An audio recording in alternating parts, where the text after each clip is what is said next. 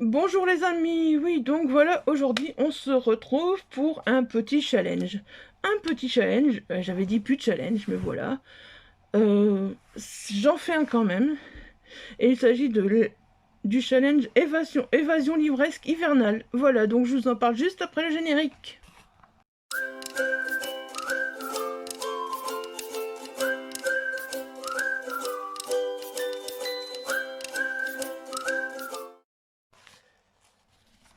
Oui, alors niveau challenge cette année, voilà, ça a vraiment pas été tip top. J'ai pas réussi beaucoup de challenges, mais celui-là, je sais pas, il m'a donné envie. Il m'a donné envie parce que je me suis dit, Noël approche, j'ai quand même envie d'un challenge.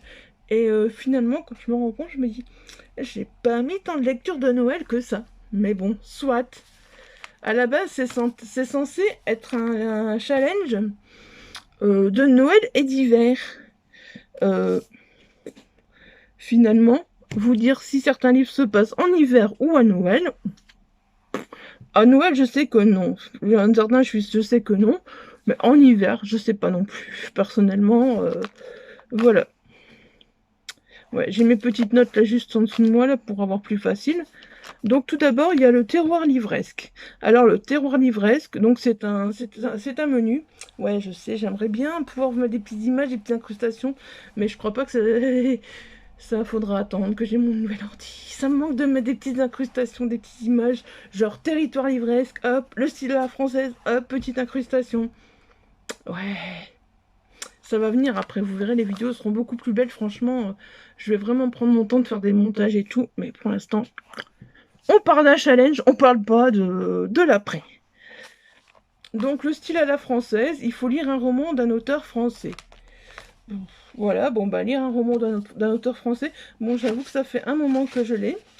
Voilà,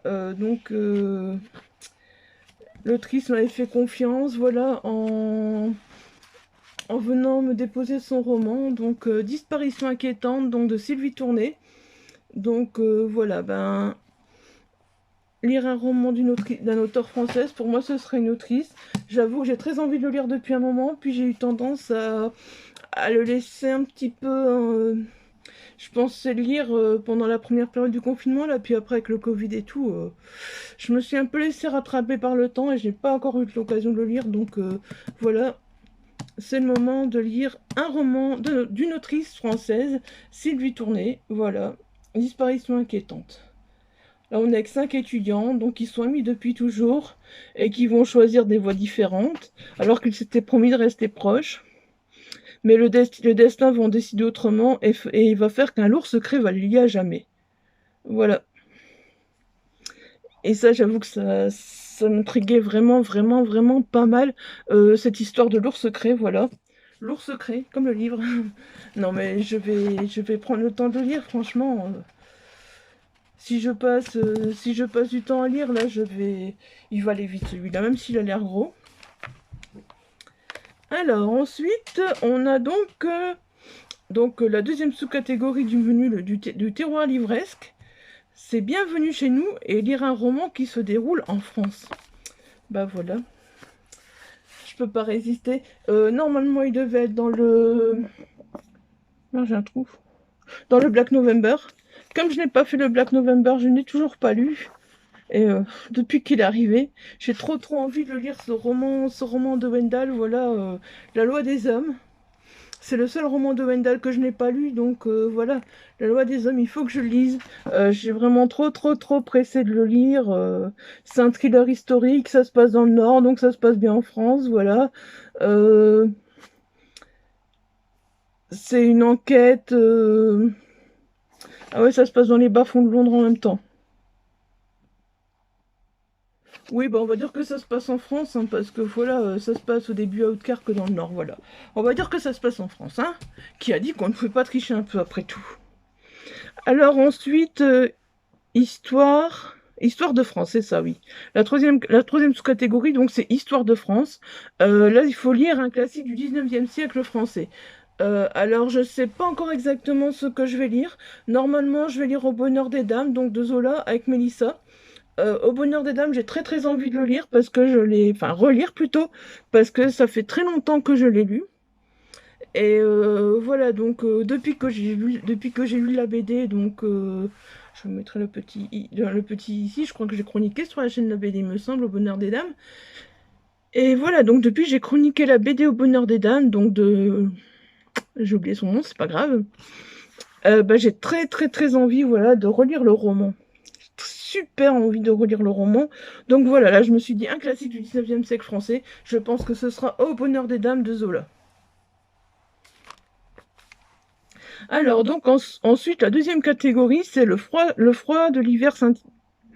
Le froid de l'hiver scintillant. C'est ça, faut que j'arrive à parler. C'est le froid de l'hiver scintillant. Donc là, on est dans les... C'est le premier menu, donc la première sous-catégorie, c'est neige, flocons et gelée. Lire un roman avec une couverture blanche. Bon, j'avoue que je... Elle est blanche? Oh, elle est blanche? Non, elle est un peu grise, là. Voilà.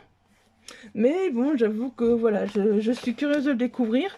J'ai découvert donc l'autrice au Salon du Livre, donc d'Étain Puy. Une autrice donc qui est de Tournai, il me semble, si je me souviens bien. Voilà. Et ouais, j'ai décidé de tricher un petit peu, écoutez, blanche, neige, flocons et gelée. Ben, la neige, elle peut être de temps en temps un peu plus grise comme ça, donc voilà, hein. On peut dire que c'est blanc-gris, voilà, hein. On va pas chipoter non plus, hein. Si on la prend comme ça, elle est blanche. Voilà. Oui, je sais, je chipote, je chipote. Alors, ensuite, donc la deuxième catégorie, c'est un froid mordant et glaçant. Ah. Bah ouais, voilà, celui-là, il est lu. Celui-là, il est lu, justement. Voilà, c'est celui-là que je pensais mettre dedans. Et il est déjà lu. Donc, lire un roman post-apo. Voilà, donc Les Cendres de Frédéric Ivens. Donc, voilà, j'en ai déjà lu un. J'en ai parlé dans mon vlog, moi. Si vous voulez, je vous en reparle un peu ici. Franchement, je l'ai terminé quasi à l'instant. Ce roman, à l'instant, je vous tente cette vidéo. Il est tout petit. Il est tout petit. Mais waouh, qu'est-ce que l'auteur fait passer comme émotion. C'est fou, je suis bluffée parce que on passe par les pleurs, on passe par les larmes, l'inquiétude, l'angoisse, enfin par tellement d'émotions, par la surprise, par voilà, c'est waouh, c'est du grand Frédéric Ivens. Ouais, vous verrez, Frédéric Ivens, vous le retrouverez plusieurs fois dans ma palle, parce que voilà, j'ai très envie de lire certains de ses livres, j'ai très envie de découvrir certaines suites, donc voilà. Alors ensuite, on est dans la course de luge et de ski. Et là, il faut lire un roman se passant en hiver. Alors encore une fois, celui-là, je devais lire pour le Black November, voilà. Parce qu'on devait lire un livre avec la couverture hivernale, il me semble, ou un livre se passant en forêt. Voilà. Thierry Berlanda, Déviation Nord. Il n'y a rien d'autre à dire, quoi. Voilà. C'est la plume de Thierry Berlanda. Je fonce les yeux fermés dans ce roman. En plus, voilà, donc il se passe en hiver et il se passe le 20 et ça se passe au réveillon de Noël, le 24 décembre à 18h30. Voilà, donc et puis il va y avoir des disparitions, voilà, ça va être enfin, je sais que Thierry Berlanda, sa plume, le thriller, ça fait très longtemps que j'ai plus Thierry Berlanda et je suis vraiment ravie de pouvoir lire celui-là. Il va passer dans le challenge aussi. Je veux réussir ce challenge, parce que j'ai jusqu'au 28 février pour le réussir. Et je trouve que c'est tout à fait possible, au fait. Bon, je tourne la petite page discrètement. Voilà. Alors ensuite, on arrive dans le menu un Noël magique. Alors, déjà, un Noël magique, donc... la première sous-catégorie, c'est lire un policier thriller. Vous avez Gare au Père Fouettard. Alors, lire un policier thriller, voilà. Fiona Cummins, le collectionneur. Donc, j'ai reçu la suite chez Statkin, voilà. Et j'ai acheté celui-là pour pouvoir commencer par le premier. Donc, voilà. Le collectionneur, il fera partie. Ouais, je sais, tout de suite, un Noël magique, hein, le collectionneur, un gros thriller, voilà. Qui se passionne pour les os, ça fait très Noël magique. Franchement, il n'y a pas plus Noël magique. Ouais. Et ouais. Alors ensuite, on est avec donc la deuxième sous-catégorie donc dans le Noël magique qui est la visite du Père Noël. Lire un roman se déroulant durant les fêtes de fin d'année. Voilà. J'ai choisi Adeline Diaz et Laura Collins, un papa pour Noël. Ce roman, c'est clair, je l'ai acheté l'année passée. Je voulais lire l'année passée à Noël, l'année passée, donc au mois de décembre, je n'ai pas beaucoup lu. Parce que voilà, quand on a son papa qui rentre à l'hôpital et qu'on doit s'en occuper, voilà, la lecture passe au second plan, clairement. J'ai passé beaucoup de temps avec mon papa, donc voilà, je l'ai depuis le mois de novembre l'année dernière, et il me guette, et puis j'attendais Noël cette année pour le lire, donc voilà, lire un roman se déroulant durant les fêtes de fin d'année, voilà, je l'ai trouvé, c'est un papa pour Noël, je le lirai cette année, je l'ai dit, je l'ai dit à Adeline quand je l'ai vu au sein de un puits. Je le lirai, c'est sûr, à Noël. Il faut que je le lise. Alors, sous le gui, ben voilà, lire une romance. Un roman que j'avais acheté à Noz. Je dirais pas que c'est un roman que je viens d'acheter. Je sais plus quand je l'ai acheté, mais ça doit remonter quand même. Donc voilà, je me suis dit pourquoi pas. En plus, il est joli. Je sais pas si vous voyez l'effet paillettes sur la couverture. C'est du Harlequin. Bon, j'avoue que je lis pas trop de romances, donc voilà, on verra ce que ça donne. Tout ce qu'on sait, c'est que quand vos ex s'invitent à Noël, le repas promet d'être pimenté. Voilà, bah je me suis dit, tant qu'à faire sous le gui lire une romance, autant voilà, prendre une romance de Noël. Voilà. Vous voyez, j'ai quand même pris un petit peu de Noël, un petit peu d'hiver, hein. Alors ensuite, on arrive donc à la dernière catégorie qui est Nouvelle année, nouveau départ. Alors, la première sous-catégorie, c'est Nouvelle année, nouveau livre. Alors, bah, personnellement, lire un livre qui sort donc pendant la période du challenge, je sais pas. Je sais pas encore. Pour l'instant, bah voilà, le challenge vient de commencer. Donc voilà, c'est encore. Peut-être que je lirai un livre qui sort en janvier, en février, je sais pas encore. Ça, je sais vraiment pas quel livre je vais choisir. Ou peut-être que je lirai au mois de janvier un livre qui est sorti en décembre. C'est possible aussi, je n'en sais rien. Je n'en sais vraiment rien. Alors, la deuxième sous-catégorie, c'est Nouvelle vie, nouvelle aventure. Lire un roman où le héros vit une aventure extraordinaire. Alors, personnellement, c'était vraiment le cas dans le tome 1 des Grisômes. Je trouvais... On peut voir une aventure extraordinaire suivant, je pense, plusieurs façons. Je pense qu'on peut voir du feel good, par exemple, quelqu'un qui vit quelque chose de super, voilà, quelqu'un qui vit une super romance. Moi, j'ai choisi, voilà, donc, pour moi, c'est une aventure extraordinaire. Je sais pas, je l'ai pas lu, je sais pas du tout ce que raconte ce tome 2. Mais pour moi, voilà, le tome 1, c'était une aventure extraordinaire. Donc pour Nathan, je crois, c'est ça? Je crois que c'est Nathan, le héros. Ouais, je crois. Voilà. Le tome 1, c'était clairement pour moi une aventure extraordinaire pour Nathan. Même si c'était, voilà, s'il y avait des quêtes à accomplir, tout ça, je trouvais que c'était une aventure extraordinaire. Donc voilà, bah, j'ai mis le tome 2 en me disant, voilà, les Grisômes, donc tome 2 Châtiment de Frédéric Clivins. Je vous avais dit que vous le retrouveriez encore, hein. Voilà, donc c'est de la jeunesse et ça se lit super vite. Franchement, le premier, j'avais vraiment adoré. Donc voilà, maintenant j'ai le tome 2, j'ai hâte de le lire. J'ai le tome 2 depuis Est un puits, donc c'est très récent. J'ai mis quelques livres d'Est un puits d'ailleurs dedans, comme ça me permet aussi. Et alors le dernier, Nouvelle année, je sais plus me relire, nouveau sort, nouveau... Enfin, je sais plus me relire, c'est pas grave, je le noterai là. De toute façon, j'essaierai de noter à chaque fois, comme ça, ce sera plus facile pour vous. Lire un roman se déroulant dans la nature.